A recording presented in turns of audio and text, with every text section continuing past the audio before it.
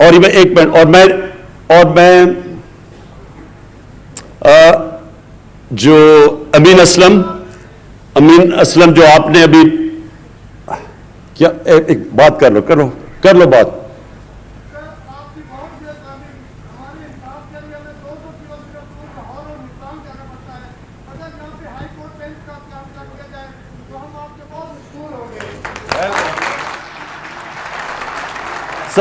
समझ गया लेकिन जी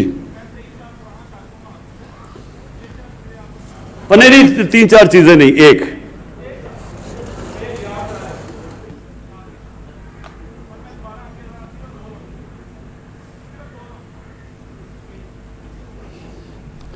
तीन चार चीजों के लिए टाइम नहीं है, एक होती तो मैं सुन लेता। अच्छा सुने बस एक मिनट सुने।